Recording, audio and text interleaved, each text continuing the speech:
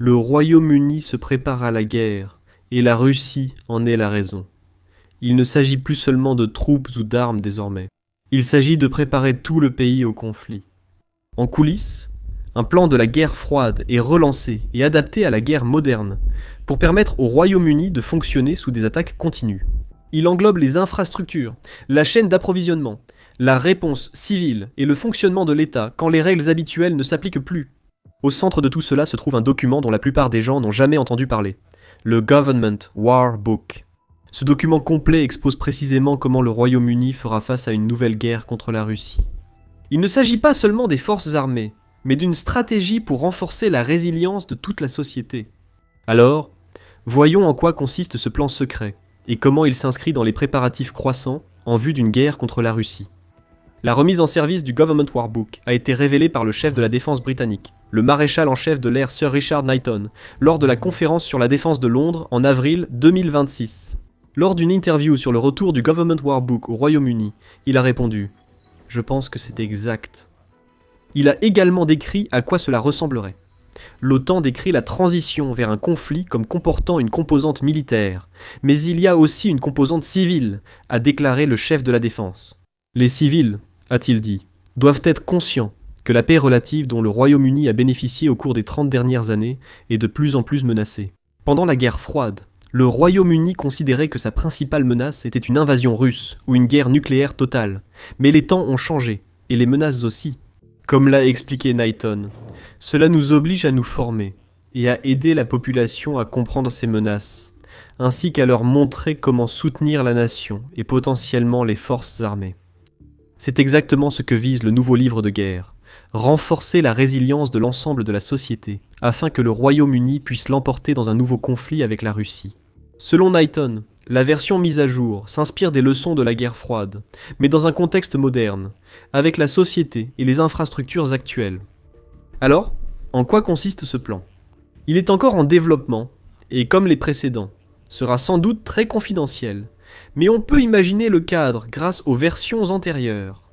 Le livre de guerre original est apparu pendant la Première Guerre mondiale et a été maintenu tout au long du XXe siècle.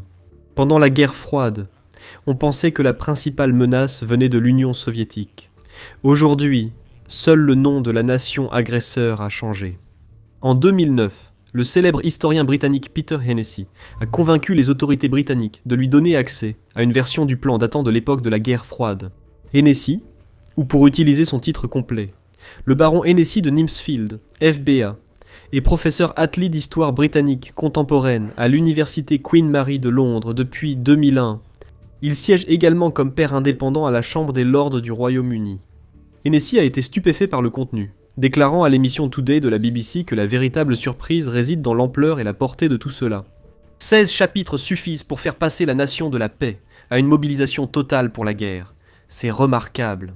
Ce document, en 16 chapitres, fournit des plans et instructions détaillés pour guider les responsables britanniques avant et après le début des bombardements. Il couvre ces étapes dans des détails stupéfiants, en partant du principe qu'elles doivent être mises en œuvre avec un préavis de seulement 7 à 28 jours. Selon les plans, le pays aurait été divisé en 12 régions, chacune gouvernée par des ministres du cabinet dotés de larges pouvoirs. Ils auraient été aidés par des officiers supérieurs, des chefs de police et des juges, tous dans des bunkers. D'autres hauts responsables se seraient repliés dans un abri du gouvernement central sous les Cotswolds. Depuis ces positions protégées, un tout nouveau système de gouvernement local, régional et central serait mis en place. Le Parlement pourrait voter sa propre abolition, remplaçant le gouvernement démocratique centralisé par une série de commissaires régionaux. Il s'agissait de ministres ayant un contrôle total sur une région décentralisée du Royaume-Uni, y compris le pouvoir d'approuver des peines de mort. Les volumes du livre de guerre et les archives de Kew contiennent également de nombreux dossiers sur la manière de fermer les autoroutes, de constituer des stocks de nourriture et de mettre en place des dispositifs de diffusion en temps de guerre. Les documents détaillent les dispositifs d'alimentation, la nécessité de grands stocks de denrées et conseillent les agriculteurs pour protéger leurs troupeaux des radiations. D'importantes réserves, stocks et installations devaient être mises en place pour soutenir la transition vers la guerre. Cela comprenait du matériel d'alimentation d'urgence pour les survivants, y compris des denrées de base stockées dans 65 dépôts tampons à travers le pays. La plupart des compagnies de services publics gardaient des réserves de guerre. Par exemple, British Telecom ou BT disposait de dépôts d'urgence contenant des stocks de câbles et de poteaux, pouvant être utilisés pour rétablir les réseaux de communication. Beaucoup de centraux locaux de BT avaient aussi des réserves, de la nourriture et des briques d'urgence pour construire un abri anti-retombée temporaire. Tout cela fait partie d'une infrastructure de communication vaste et hautement résiliente mise en place à travers le Royaume-Uni. Cette infrastructure comprenait des installations renforcées, des bunkers souterrains, des pylônes hertziens et des réseaux d'urgence conçus pour contourner les villes dévastées par le nucléaire. Les plans allaient même jusqu'au transfert des trésors artistiques de Londres vers l'Écosse, à la libération des hôpitaux de tous les patients, sauf les plus gravement malades, et à un contrôle total de l'information, autrement dit, la censure. En effet, comme s'en souvient Sir David Hammond, ancien haut fonctionnaire impliqué dans la planification, ma mesure préférée, celle qui suscitait toujours beaucoup de débats, était l'introduction de la censure pour la correspondance privée. Vous pouvez imaginer que c'était une mesure à laquelle les ministres n'accepteraient de la mettre par écrit qu'à la toute fin, lorsqu'il serait clair que la guerre était inévitable. On pourrait continuer longtemps. L'attention aux détails dans ce manuel de guerre est stupéfiante. Bien sûr, à mesure que la nature de la guerre et les menaces auxquelles le Royaume-Uni était confronté évoluaient au fil des années, le manuel de guerre évoluait lui aussi. Des exercices réguliers inspirés du livre étaient organisés tous les 2 ans par des hauts fonctionnaires comme Hammond, complétés par des briefings quotidiens, et des dispositifs permanents comme le stockage de nourriture et de matériaux pour les abris. L'entretien, l'affinage et la mise en œuvre de mesures appropriées, fondées sur le manuel de guerre, se sont poursuivis pendant des décennies. Les mesures du manuel de guerre sont devenues partie intégrante du quotidien britannique. Quand l'Union soviétique s'est effondrée, la principale menace pour le Royaume-Uni est devenue négligeable. Dès lors, le pays a cessé de se préparer à la guerre. Les chiffres principaux l'illustrent. Dans les années 1950, les dépenses publiques de l'État en matière de santé représentaient environ 3% du PIB. En 2020, elles étaient d'environ 12% du PIB. A l'inverse, les dépenses de défense sont passées de près de 8% du PIB au milieu des années 1950 à environ 2,3% du PIB aujourd'hui. Le résultat. Eh bien, d'un point de vue militaire, pour reprendre l'expression forgée par l'actuel secrétaire à la défense britannique John Healey et son prédécesseur Ben Wallace, les forces armées britanniques ont été vidées de leur substance par des années de sous-financement. À l'apogée de sa puissance, l'Empire britannique était la nation la plus puissante de la planète, une puissance hégémonique dont l'Empire régnait sur un quart de la population mondiale et un quart de la superficie terrestre. La marine britannique, principal moyen de projeter sa puissance dans le monde, dépassait en taille les 2 plus grandes marines suivantes réunies. La taille totale des forces armées régulières du Royaume-Uni en 1990 était d'environ 305 000 à 311 000 personnes, et non 150 000. De plus, la force n'était pas réduite de moitié par rapport à celle de 1980, qui comptait environ 327 000 personnes. Il semble que le script ait peut-être confondu la taille de l'ensemble des forces armées avec celle de la seule armée de terre britannique, qui comptait environ 152 000 personnes en 1990. Il est vrai que le Royaume-Uni est toujours considéré comme la 6e puissance militaire mondiale, derrière les États-Unis, la Russie, la Chine, l'Inde et la Corée du Sud. Son arsenal nucléaire, son vaste réseau de bases à travers le monde, sa panoplie d'armes avancées et son influence durable font que très peu de puissances peuvent rivaliser malgré son déclin. Pourtant, les chiffres sont peu réjouissants. Dans les années 1980, l'armée comptait plus de 1000 chars de combat principaux. Aujourd'hui, elle en possède environ 200, dont peut-être la moitié seulement sont opérationnels. À titre de comparaison, la Russie en a déjà perdu plus de 4300 à ce jour en Ukraine. La Royal Navy a essuyé quelques critiques verbales du président Donald Trump, qui a qualifié ses 2 porte-avions, le HMS Prince of Wales et le HMS Queen Elizabeth, de jouets trop vieux et qui ne fonctionnent pas. Le ministre britannique de la Défense, Luke Pollard, a réfuté Trump en affirmant « Non, nous avons une Royal Navy forte ». Mais Trump n'a pas tout à fait tort. On dit souvent que la Royal Navy compte plus d'amiraux, soit 40, que de navires de guerre, environ 13. Et bien que ces 2 porte-avions soient conçus pour accueillir 36 avions de chasse, aucun n'en a transporté plus de 18 en raison d'un manque d'appareils adaptés. De la fin de la guerre froide jusqu'au début de 2022, en dehors de certains cercles minoritaires, l'affaiblissement des forces armées britanniques n'était pas vraiment une préoccupation pour le Britannique moyen. La plupart approuvent l'augmentation des dépenses publiques pour la santé et les services. même si cela s'est fait au détriment de ce qu'on appelait pudiquement une armée allégée. Après tout, avec une Russie affaiblie, et la menace d'attentats terroristes de la part des djihadistes islamistes en grande partie contenue, les menaces imminentes contre la sécurité britannique avaient pratiquement disparu. La planification détaillée des manuels de guerre a été délaissée, et l'idée de renforcer la résilience en temps de guerre a presque disparu du discours public et privé. Les préparatifs méticuleux, patiemment élaborés, répétés et révisés pendant des décennies, avaient fait du Royaume-Uni l'une des nations les mieux préparées au conflit. Mais cela n'avait plus d'importance. La paix était arrivée, et elle semblait là pour rester. Du moins c'est ce que l'on pensait. Puis la Russie a envahi l'Ukraine en février 2022, et la menace russe a de nouveau projeté son ombre inquiétante sur les îles britanniques. Pendant la guerre, le Royaume-Uni a bien sûr été l'un des alliés les plus engagés de l'Ukraine, de février 2022 à février 2026. Le Royaume-Uni s'est engagé à verser au moins 21,8 milliards de livres à l'Ukraine, soit environ 29,5 milliards de dollars. Près de 60% de cette somme, soit 17,6 milliards de dollars, a été une aide militaire directe, avec 4,06 milliards de dollars supplémentaires promis chaque année jusqu'en 2031, ou aussi longtemps qu'il le faudra. Le Royaume-Uni a également formé plus de 62 000 membres du personnel ukrainien au Royaume-Uni, dans le cadre de l'opération Interflex. Un accord historique sur le partage de technologies de champs de bataille a été signé en juin 2025 et la production de drones pour l'Ukraine par des coentreprises ukrainiennes et britanniques augmente.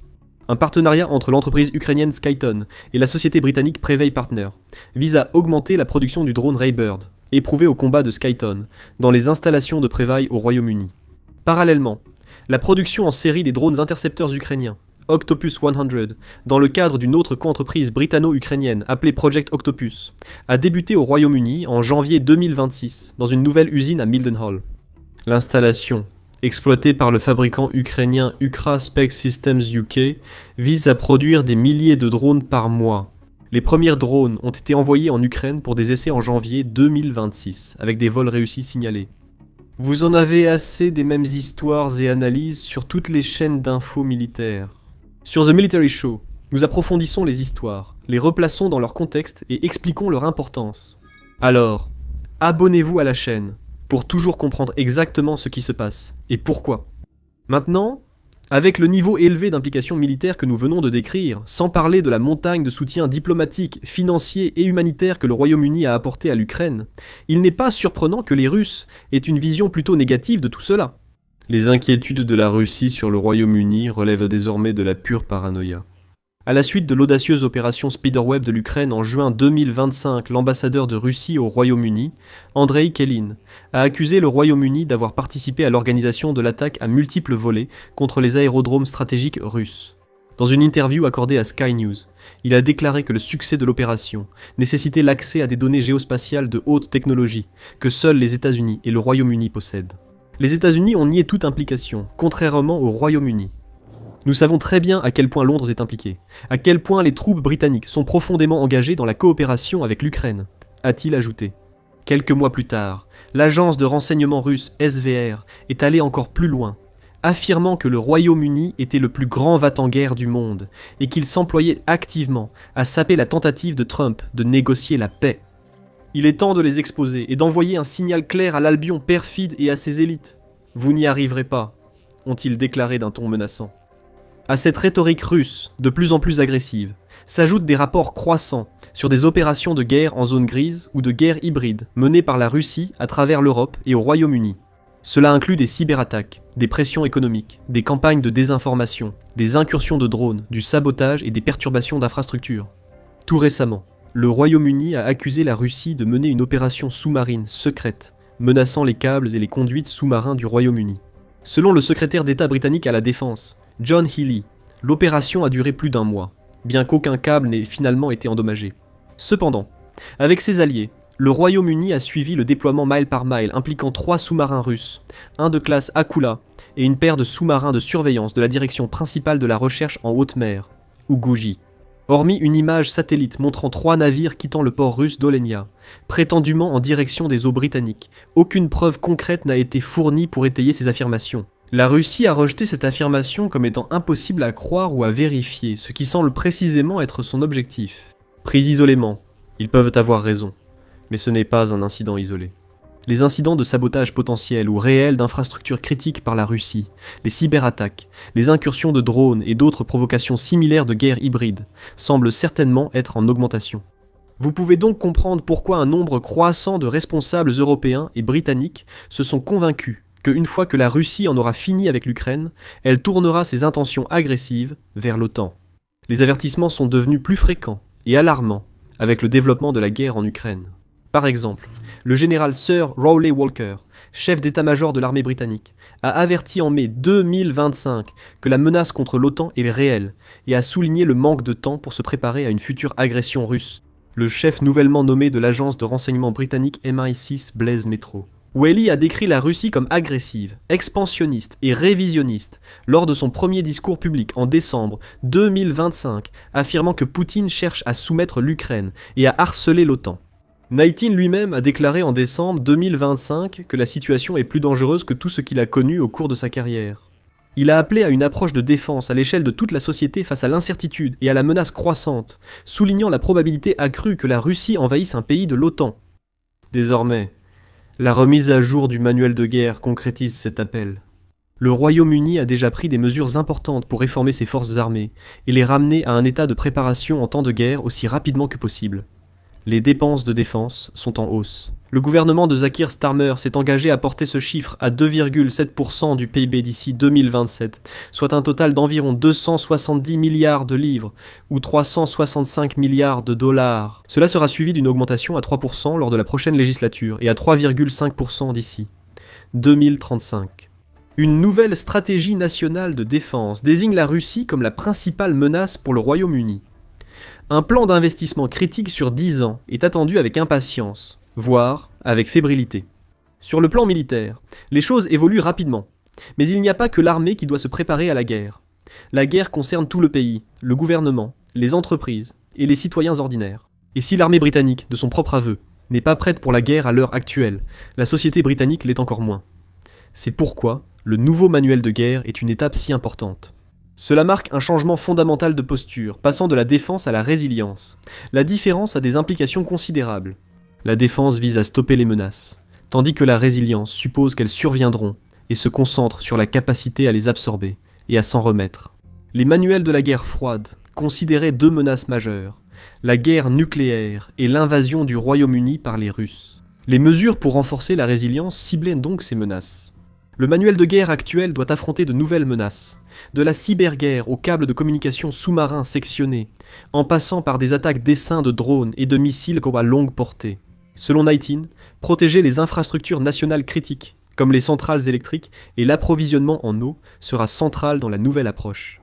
Lorsque nous pensons à renouveler nos infrastructures d'eau, d'électricité ou de transport, nous devons prendre en compte la menace d'une action d'un adversaire qui dépasse le seuil de la guerre, et pas seulement une menace hybride, a-t-il déclaré. Cela nous oblige à nous éduquer nous-mêmes et à aider la population à comprendre certaines de ces menaces, ainsi qu'à leur faire comprendre ce qu'ils peuvent faire pour soutenir la nation et potentiellement soutenir les forces armées, a-t-il ajouté. Mais ce qui est peut-être le plus révélateur, c'est sa remarque, selon laquelle le processus de renforcement de la résilience exige de faire des choix différents et d'établir des priorités différentes. La déclaration indique que la résilience pourrait nécessiter des changements majeurs et parfois difficiles à accepter au Royaume-Uni. Il reste à voir si le nouveau manuel de guerre est aussi complet que ses prédécesseurs. Peut-être que l'IA et d'autres technologies modernes peuvent rationaliser ce qui était, de la vie générale, un processus long et coûteux. En plus de renforcer la protection des infrastructures critiques, le nouveau plan devrait impliquer une hausse des capacités de production nationales, notamment dans la défense et l'énergie. Comme dans les versions précédentes du manuel de guerre, une coordination plus étroite entre l'industrie et le gouvernement sera nécessaire. Plus controversé encore, les cadres de réserve et de mobilisation devront presque certainement être révisés. La conscription pourrait être envisagée, et d'importantes campagnes de sensibilisation aux risques de sécurité nationale seront nécessaires. Avec cela, attendez-vous à voir un contrôle accru de l'information et de la censure. La Russie constate aujourd'hui l'indignation publique face au blocage par Moscou de télégrammes. Même en temps de guerre, ces mesures sont rarement bien acceptées. Mais peut-être que le changement le plus crucial était psychologique. Avec la remise en vigueur du War Book, le Royaume-Uni ne se prépare pas seulement à la guerre. À bien des égards, cela redéfinit ce que signifie la sécurité au XXIe siècle. Bien sûr, le Royaume-Uni n'est pas le seul à s'adapter au nouvel environnement mondial de menaces multiples. Des pays comme la Suède, la Finlande et l'Allemagne ont publié des guides de préparation aux situations d'urgence, conseillant aux citoyens de stocker de la nourriture, de l'eau et des médicaments. La France va publier un manuel de défense civile de 30 pages, bien que les autorités affirment qu'il n'est pas lié à la guerre. L'Allemagne a également mis à jour ses recommandations en matière de préparation aux situations d'urgence, conseillant aux gens de stocker des provisions essentielles pour 10 jours. La Pologne a érigé des barrières frontalières et instauré une formation au maniement des armes à feu dans les écoles. Et des pays comme la Lituanie et l'Estonie organisent des exercices militaires et médicaux à grande échelle, préparent les hôpitaux à la guerre et stockent des fournitures médicales essentielles. Peu de pays ont adopté une approche aussi poussée que le War Book du Royaume-Uni. Mais l'Europe adopte clairement un nouveau modèle de défense où la guerre devient une condition plutôt qu'un événement. La ligne de front n'est pas un lieu, mais un système, impliquant toute la société, pas seulement les soldats.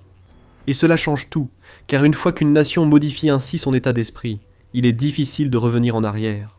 Si vous vivez dans une grande ville du Royaume-Uni et craignez une guerre avec la Russie, ne paniquez pas. Se préparer à la guerre ne veut pas dire qu'elle aura lieu. Comme le dit la maxime latine, si vis pacem, para bellum. Si vous voulez la paix, préparez la guerre. Ce n'est pas parce que le Royaume-Uni et d'autres pays européens prévoient une guerre imminente qu'ils prennent enfin la défense et la résilience au sérieux. À ce stade, il y a autant de preuves que la cacophonie d'avertissements concernant une attaque russe imminente est motivée par des contrats d'approvisionnement en défense lucratifs que par une véritable intention russe. La guerre peut être imminente, ou peut-être pas. Ces mesures de résilience, comme le dépoussiérage du War Book, montrent que le Royaume-Uni ne considère plus la paix comme stable et acquise. Compte tenu des tensions croissantes et des escalades militaires dans le monde, il serait naïf de penser le contraire. Lorsqu'une nation, surtout une puissance comme le Royaume-Uni, ne tient plus la stabilité pour acquise, elle agit différemment et renforce sa résilience de façon systématique et massive. La réintroduction du War Book indique que le Royaume-Uni sort vigoureusement de décennies de sommeil militaire. Pas étonnant que les Russes soient dans un tel état de panique. Pour plus de détails sur la façon dont cette résilience est intégrée aux forces de défense du Royaume-Uni, regardez cette vidéo ensuite, et merci d'avoir regardé.